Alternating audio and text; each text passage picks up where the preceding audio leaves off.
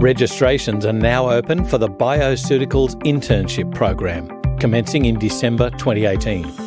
If you think you've got what it takes to thrive in an intense program designed to expose you to all facets of the complementary medicine industry, you should apply now. For more information, please go to bioceuticals.com.au and click on the Education tab.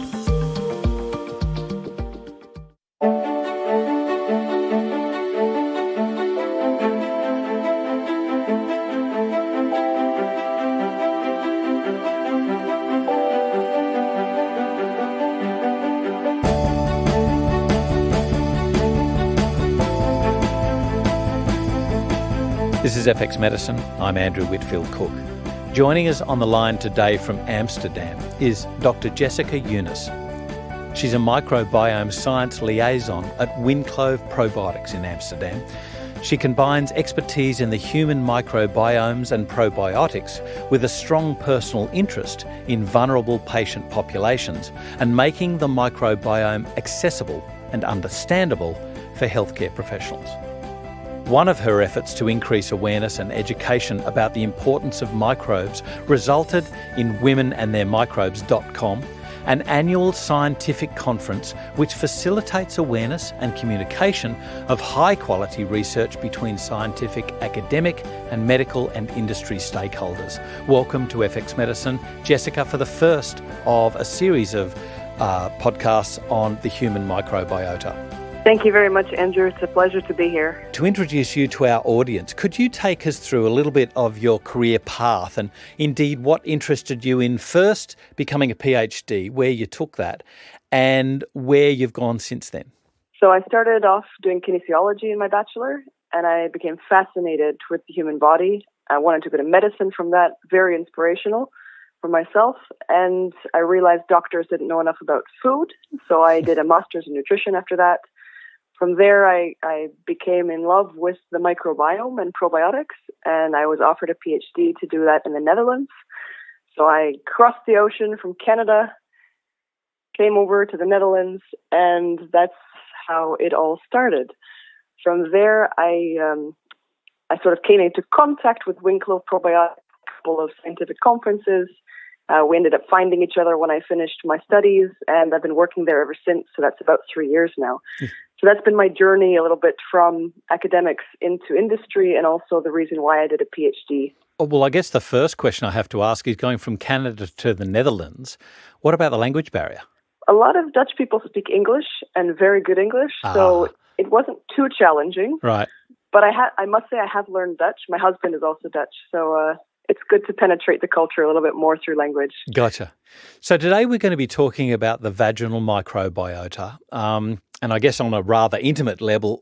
But I guess first, where do vaginal microorganisms come from? There's this pervading theory about that they, populate the bowel and then move forward, but there's a lot of difference between the bowel microbiota and the vaginal microbiota as well. Certainly there is, and I'm really happy you brought that point up, Andrew.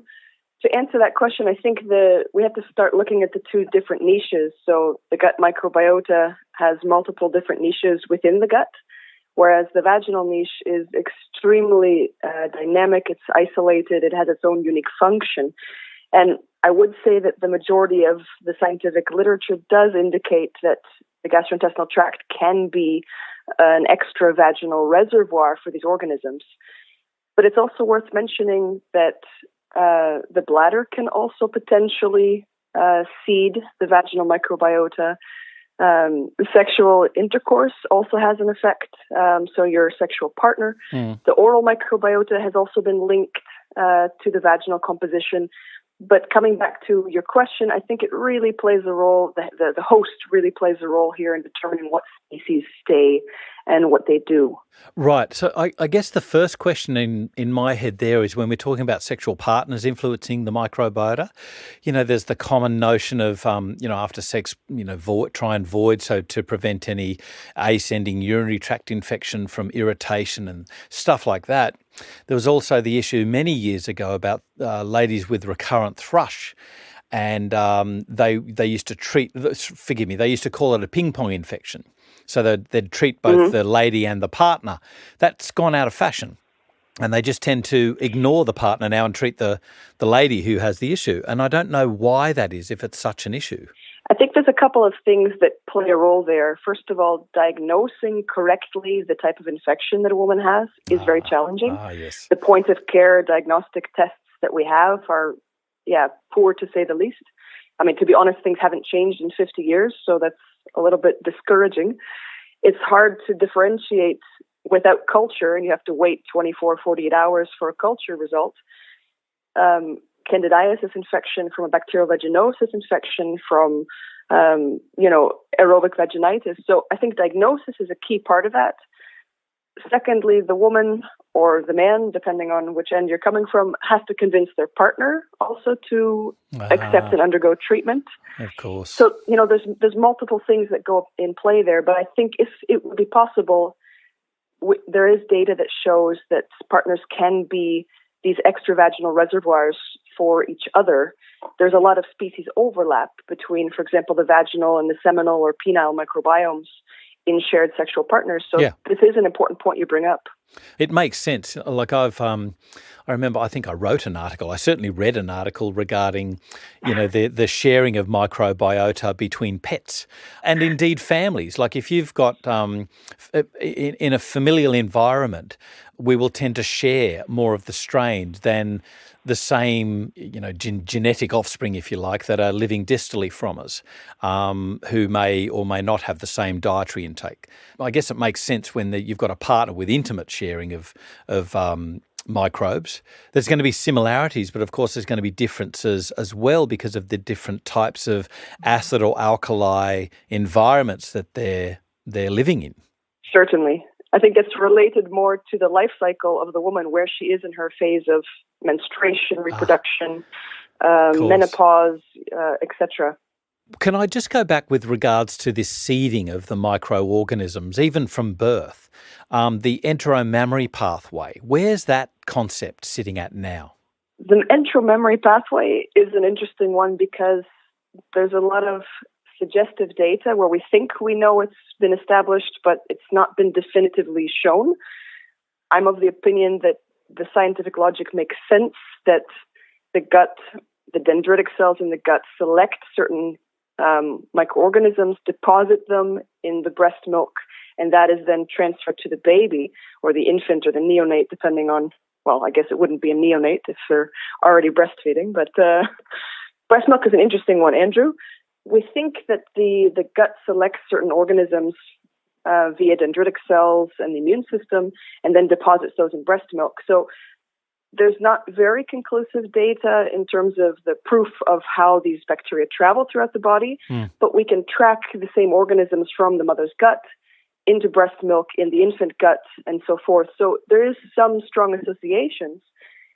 But even stronger than that, perhaps, is the microbial colonization of the uterus, the placenta, the amniotic fluid during pregnancy that sort of prime the fetus to be tolerant to bacteria after birth.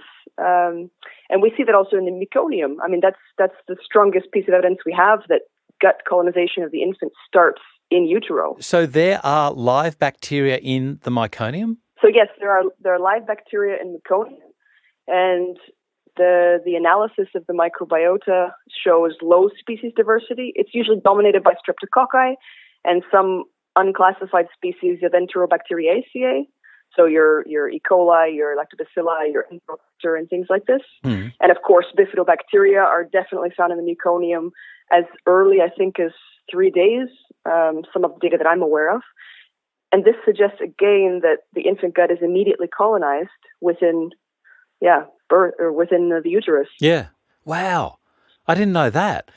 So the previous theory was basically that the baby was smothered with the vaginal microbiota during birth from the birth canal. Is that still the pervading theory of colonization of the infant gut? I would say the literature is divided on this one, Andrew, but it's certainly interesting to hypothesize and sort of pick a side. And the side I prefer to pick is that, yes, the infant is sort of swathed in the vaginal microbes if the woman has a vaginal delivery. And these, colonize the skin, they'll colonize the oral cavity, they'll colonize eventually the gut. And each niche, of course, selects which organisms will stay and colonize and develop. And we also see differences between C-section infants compared to vaginal delivery. But yeah, this is an accepted route of colonization for the infant. Absolutely. Yeah. And I guess I've got to make the point. I know that cesarean sections are, way overutilized, and there's real ethical issues around this, but convenience issues.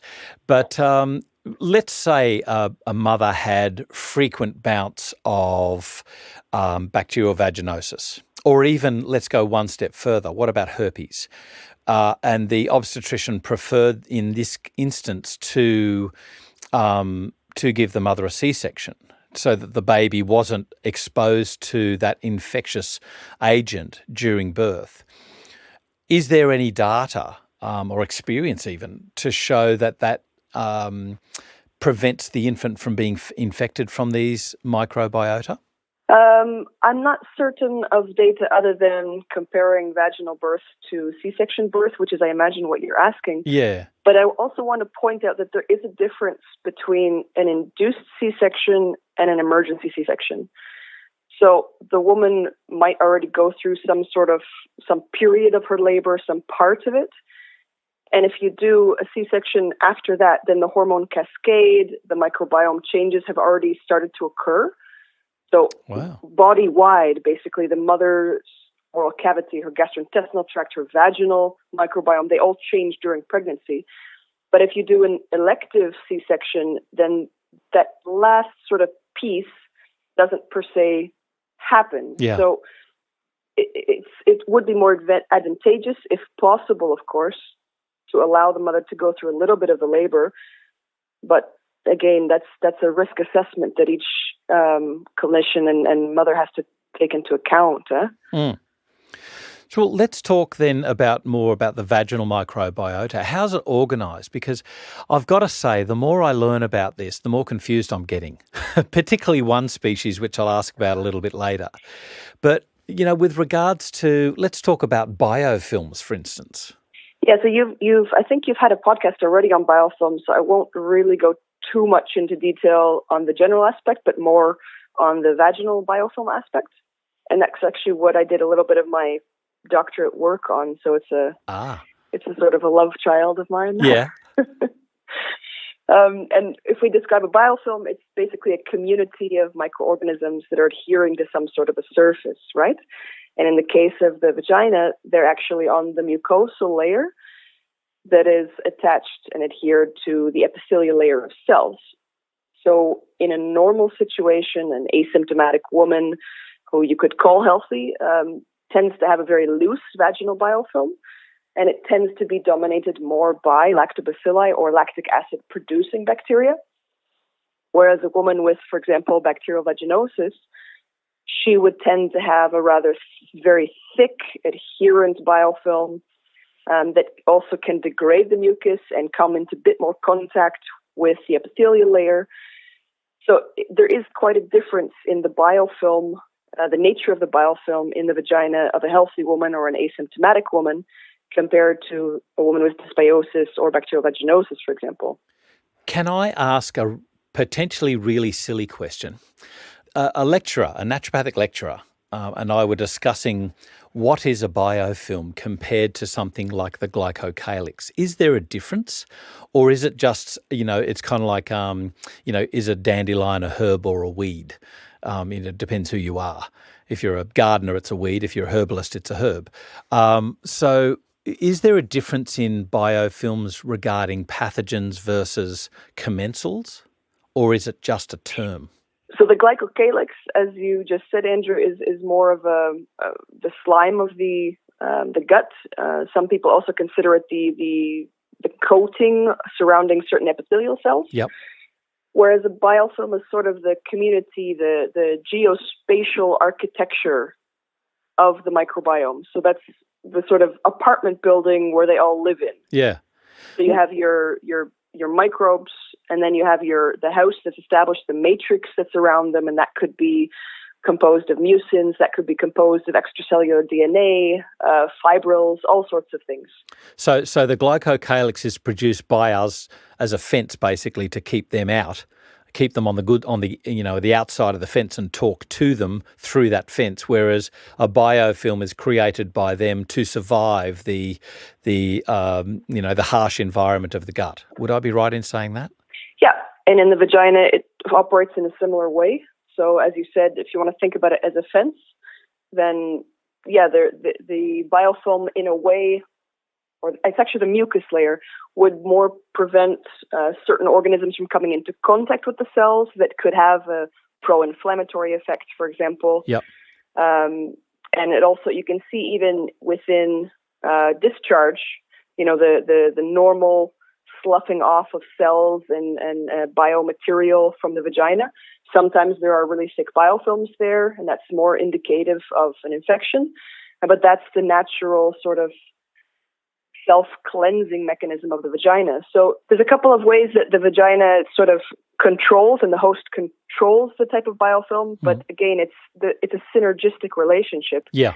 So if you look at the estrogen that's produced within the vaginal environment, that stimulates glucose, and also the vaginal cells produce their own amylases, because lactobacilli cannot actually digest glycogen themselves. They have to digest derivatives and metabolites of glycogen.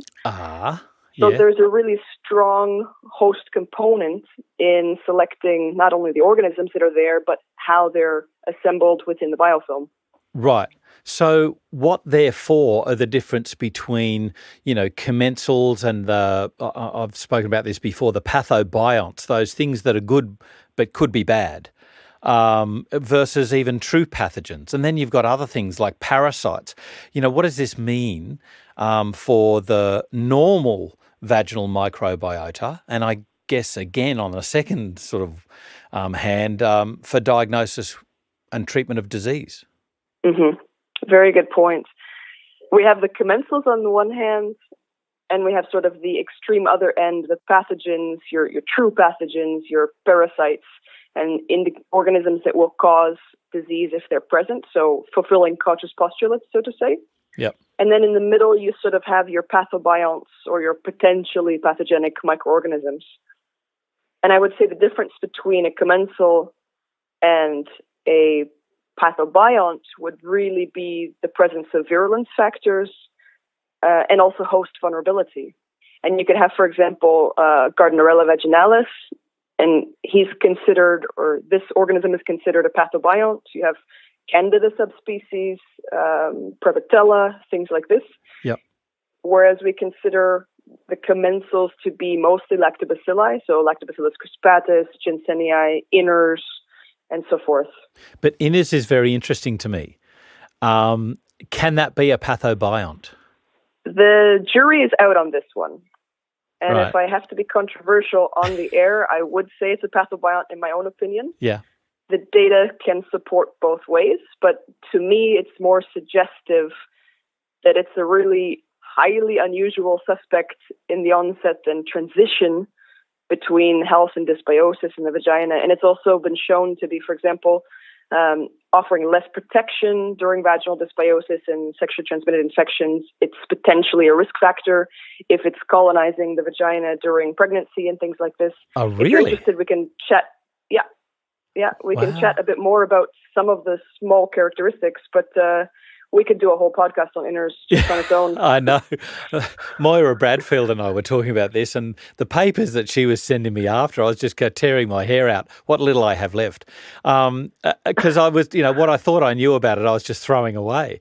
But to me, is this then going for that point or supporting the point that you spoke about regarding host resilience? Is this really something that takes advantage of terrain? Yes, it does. And if we look at sort of the genome, just to jump in now that we're already on this track, Lactobacillus inners has a very uniquely small genome. It's unusually small for lactobacilli, which actually does suggest on an ecological level that it's either a symbiotic or has a more parasitic host-dependent lifestyle, because it has some highly conserved genes. In other words, it can only make a set, it's a one-trick pony or a multiple-trick pony. Yeah. but not as versatile as the rest of the other lactobacilli, for example. So it adheres, for example, very strongly to vaginal epithelial cells. There's great persistence there. But what it does further than that, things that suggest that it might be more of a pathobiont, it only produces L-lactic acid. So it can be in a high vaginal pH or a low vaginal pH. It has very specific nutrient requirements, which it either produces itself or it does it through cross-feeding with other organisms. It's actually the only lactobacilli species known thus far or published that encodes a pore-forming cytolytic toxin, which means that it can punch holes through membranes of other cells, Whoa. which is usually a pathogenic trait. But again, whether it's upregulated or downregulated depends on the environment and epigenetics and so forth. So there's some really unusual characteristics in inners. Yeah. But we do find it in asymptomatic women. Of course, the prevalence differs between different populations. So one more interesting thing from the epidemiology, Andrew, is that we've found that Lactobacillus crispatus and inners generally tend to be mutually exclusive. Yeah. So you find one dominating or the other dominating, but never both together. Yeah. And we don't really per se understand this. And there's a lot of people that are working on it all around the world, but it's also potentially troubling if they can go between each other. If your vaginal microbiome is dominated by inners, it seems to offer less protection against the transition to bacterial vaginosis, for example, or dysbiosis or sexually transmitted infections. So we're not sure what it means. My personal opinion is that it's a transitional organism that can become a pathobiont, or at least part of potentially the pathogenic Given storm. the terrain. Yeah. But yes, but that has to be still definitively demonstrated. Right. So maybe this is where I got previously confused. I was under the impression that there was a temporal shift, basically that almost like a relay team, that the Enas passed the baton to the crispatus in setting up a normal or a recovering vaginal microbiota. That the Enas went in there first, set up house, and then handed over the baton to the crispatus. But what you're saying is that might not be the case, that it actually might hand over the baton to an infectious agent, given that there's poor resilience in that tissue. Is that what you're saying? Yes and no. What you're saying just now suggests it goes from either one end or the other end of the spectrum, and I was only speaking of the infectious end of the spectrum. But it could be the case that it actually does also allow crispatus to redominate. If within ecology, there's a lot of symbiosis and there's a lot of sort of goodwill, that could make sense. Yeah. But I'm not certain about that. And so what about, instead of giving Lactobacillus Enas because of that potential bad effect, that we shouldn't be using that, and instead we should be favouring the use of other organisms, including the Lactobacillus crispatus, plus maybe some prebiotics to help the good guys to grow, or some fibres or something like that to dampen, inflammatory processes that might favour infections. Would that make sense, or are we not there yet? No, we're definitely there, and that's sort of the general strategy behind administration of probiotics for vaginal infections. Okay. And there, I think I would really caution, all of these effects, all of these mechanisms of action are really strain-specific.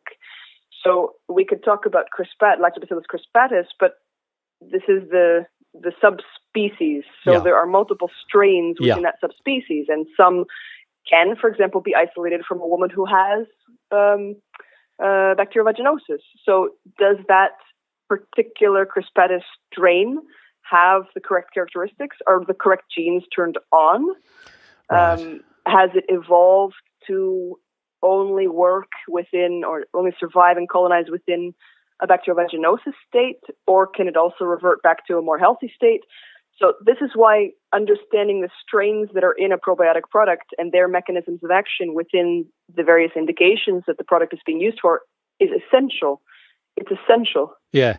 I guess expanding on that, when we talk about probiotics, we talk about, does it work or not? Is it good enough or not? But there's other examples. For instance, E. coli. And we've got, on the one far spectrum, the enterotoxic E. coli. And then on the other hand, we've got the probiotic E. coli. And of course, E. coli is one of the major inhabitants of the human gut. So you've got a vast spectrum there. Mostly, we think about, as I said, the good guys just being good enough or not. But then you've got this vast difference. Could Lactobacillus Enes be this kind of like an E. coli? You've got good and or bad, two ends of the spectrum rather than good enough or not. You could be right there. I mean, it's interesting that humans are kind of a weird animal or mammal because we're one of the only mammals that's really dominated by lactobacilli in our vagina. So right. Are we kind of a red herring among the mammals? Yeah. Maybe. We are definitely an exception, but it's clear from ecology and sort of the evolutionary aspects of things that we've co-evolved with lactobacilli. So that would suggest that there is a synergistic relationship. But, I mean, you mentioned E. coli and sort of the spectrum of extreme disease or diarrhea-causing organisms to, therapeutic agents. A very innocuous therapeutic agent that is helpful. So, again, this strengthens and underscores my point about the strain specificity. And I think that's something that's a little bit lost every once in a while when you think about probiotics. One probiotic strain that might be a Lactobacillus acidophilus or a rhamnosus is not the same as another one. I certainly understand that strain specificity is important, absolutely for scientific replication of studies and to determine the characteristics of that organism compared to one right next door, which may or may not have the same attributes, which we might favour.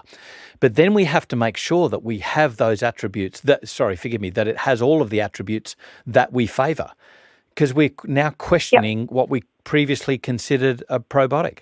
It's like we better be damn sure about what we want. I think if I may offer, Andrew, another way to look at it, we should be thinking in mechanisms of action and function. It's not about structure. Structure determines function to a certain extent. Yeah. But function is the ultimate goal we're looking for. So is the vagina asymptomatic? Is the woman at risk for a sexually transmitted infection because of the type of organisms and what they're doing in her vagina? Is she more at risk for preterm labor because there is X organism there? Right. Yes, no. Yep. Depends on what organism it is. And again, as you said, sort of the landscape, the host vulnerability. So there's a lot of women who are colonized, pregnant women who are colonized with group B strep. Yep. The infant might not get sick from it, but he might, or she might. So it's context. And there I would suggest that we think about it more on the level of a mechanism of action that's desirable for a particular health outcome that fits within that patient profile, the clinical need or situation that the patient's in.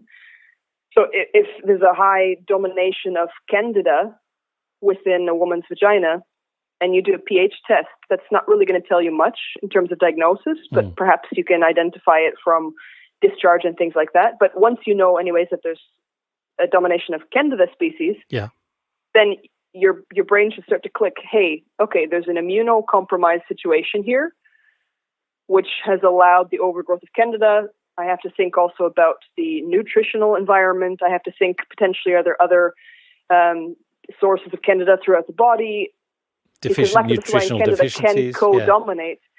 Exactly. So there, you're not per se looking just for strains that have evidence, but also you want to try and match the mechanisms of action from strains with evidence to the various niches and indications. And that's a challenge. The science from industry hasn't caught up there yet. And I personally think that's because diagnostics have also not been really pushed and developed as much as they should be. Can I ask a question about Mobiluncus? What's the clinical relevance of this species, or genus, forgive me? Mobiluncus is an organism that's often found in the vagina, and it's quite often co-associated with Gardnerella vaginalis, especially in cases of bacterial vaginosis. What it does, what its function is, that's a little bit more of a gray area. It's sort of in the same category as Prevotella bivia. We're not exactly sure why it's there, what it does. We know a couple of its functions, but it's a bit hard to answer other than the epidemiology that we have, that it's co-located or associated with certain other organisms. I know that doesn't really answer your question, but again, this is one of the situations where more research is needed. That's exactly right. I guess at least we can flag it for future research.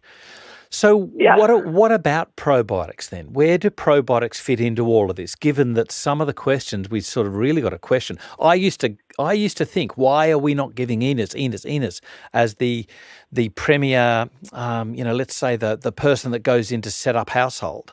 Why aren't we giving that? I'm now really questioning the use of Lactobacillus Enos, given that we don't know about the terrain. There's a couple of things I want to jump on here, Andrew. Thank you for that opening. And firstly, we need evidence-based probiotics. Yeah. So probiotics that have a solid safety dossier, that are well characterized, approved by the regulatory authorities. That's another issue as well. But that's the starting point. Yeah. From there, again, as I said before, we need to look for the appropriate mechanisms of action that also have been demonstrated in hopefully clinical studies that can help within the various indications. Because we're talking about multiple different types of infections here, or situations within the vagina. It could be vaginal dryness that is experienced by a postmenopausal woman. Yep. It could be, multiple bladder and vaginal infections that are just cycling in a premenstrual young girl. It could be a woman who is pregnant, who is undergoing antibiotic therapy for something, and then, has a couple of infections that come up. So we're all talking different clinical indications, and there you need really to match the superpowers, if you will, of the bugs to what they're actually trying to do. And there that comes back again to the science and sort of the quality of the company that will be producing them and the science that they have behind it to support their products. What about the route of application? We spoke earlier about the enteromammary pathway, and there's some indication that bacteria are either they're transported to some extent, or indeed they might influence let's say systemic systems, like interleukins and things like that, to trigger a response in a distant part of the body. But what about route of application, like direct route of application, vaginal pessaries, things like this, douches, all of that sort of application? It's actually interesting you asked that, because I talk with a lot of gynecologists, and I actually find that their opinions are completely mixed.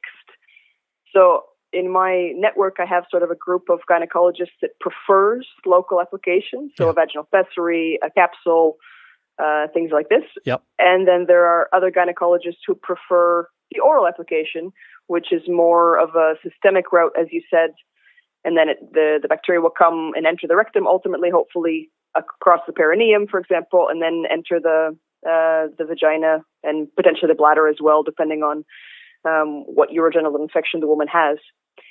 Women themselves are also a little bit mixed on what they prefer. Some groups find a local application to be working better for them, or they prefer it because they think it's working faster.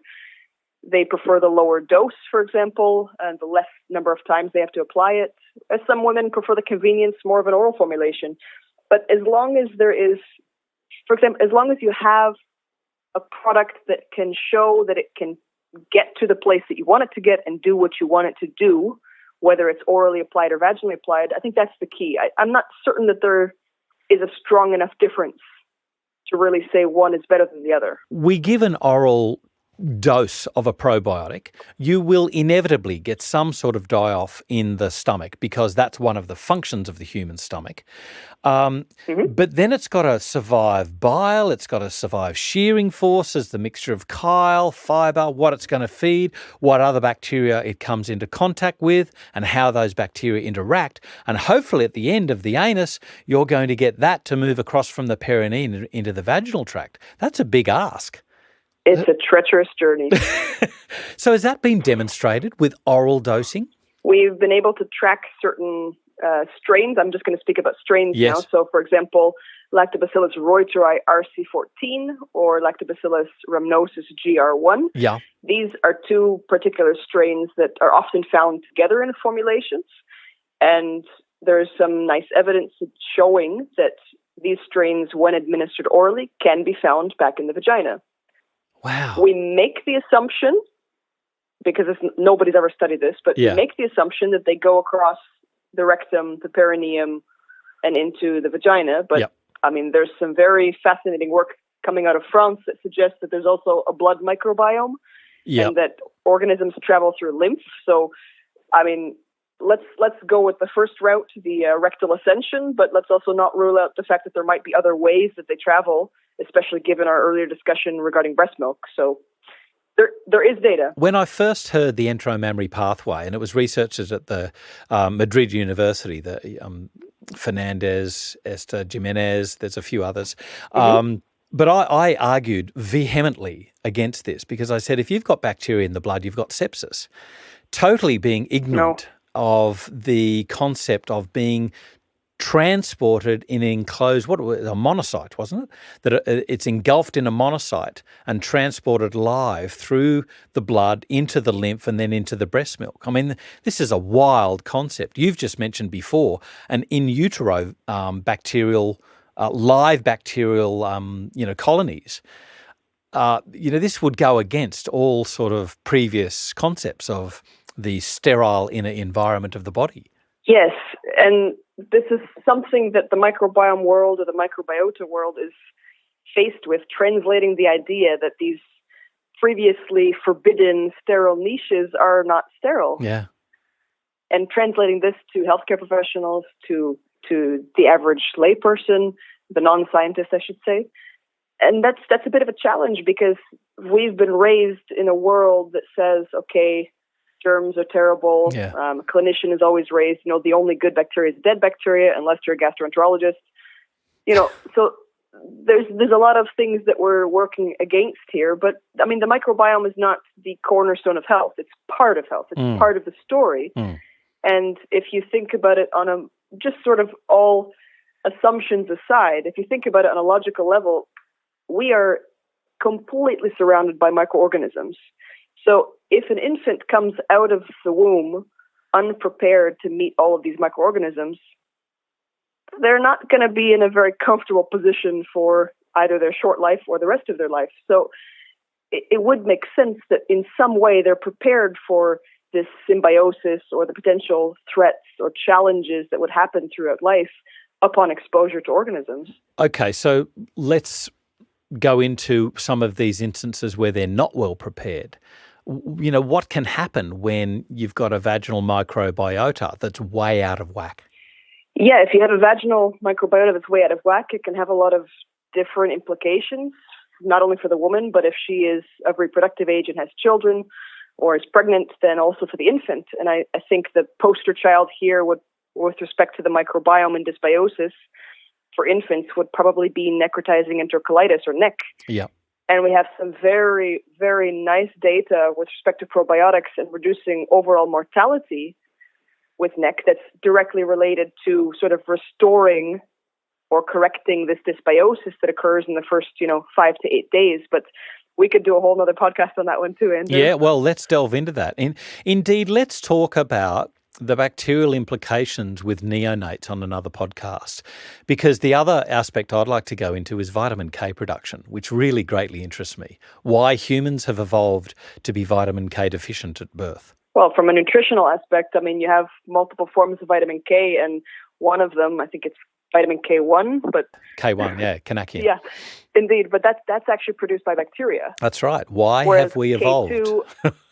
Whereas vitamin K2, I think, is more of an animal-derived source. But yeah, there is so much that our gut microbiota does for us: vitamin synthesis, hormone synthesis, immune modulation. It's fascinating. Yeah. What about any wrap-up topics, wrap-up points that we need to make with regards to the vaginal microbiota? Can I offer one here? If I had a lady who had recurrent thrush, I used to bomb it with a betadine douche, which is a povidone iodine in povidone iodine. So I used to try and kill everything, reset the landscape as if I was the god of the bacterial vaginal landscape, and try and recolonize with probiotics. Admittedly, back in those days, we didn't have a lot of these commensals that we know about now, Ginsengii, Gasseri, Crispatus, etc. It was basically Lactobacillus acidophilus back then. How arrogant of me. But that's all I had. And I remember, like, we had some good recoveries in a few women, but there were other women that it just didn't do anything for. All we did was just, scrape the landscape clean and not give them anything good to grow with. What should we really be looking at? How should we be intervening? Oh, that's a tough one.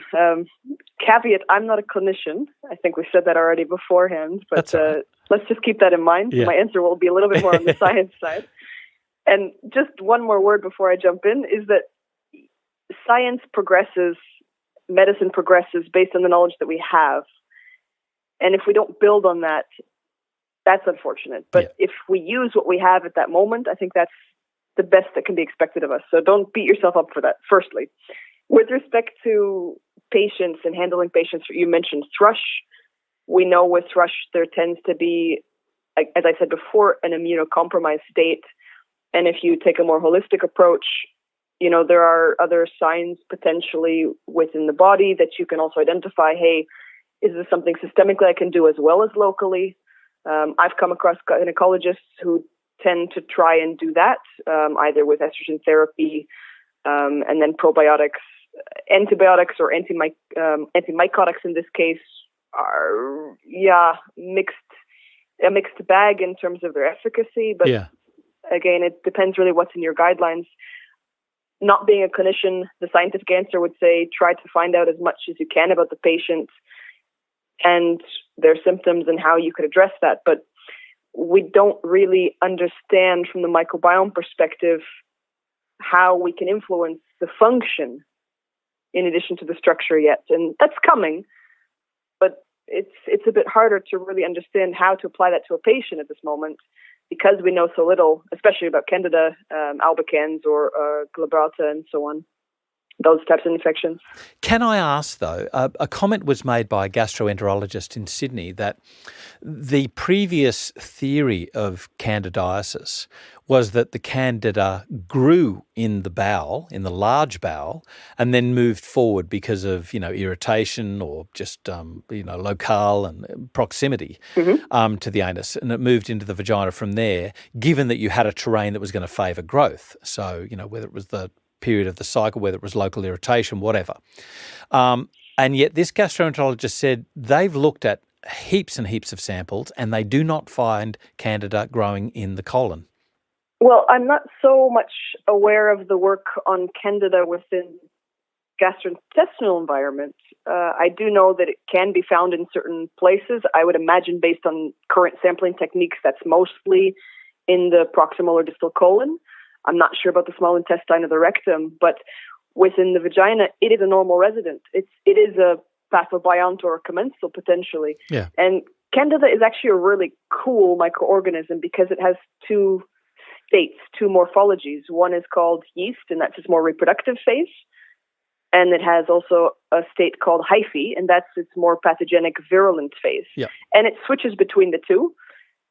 And I mean, that's what makes it very unique because some antimycotics are targeting a protein that might be only upregulated on the surface of hyphae. You're right. Whereas within the yeast state, it can hide, it can reproduce, it can grow and things like that. It go dormant, exactly. And you asked also about the transport of this organism throughout the body. There's been some really cool rat studies that have shown that Candida can actually latch on to other organisms within blood vessels, within the lymphatic tissue, and travel throughout the body. So, for example, they infected these rats with, let me think how it was done. I believe it was a skin wound, or they had an isolated sort of bolus of an infection model, and they found that these Candida had migrated ultimately to the kidneys of these rats. Wow. So there's some sort of microbial highway in the body that we're not aware of at all.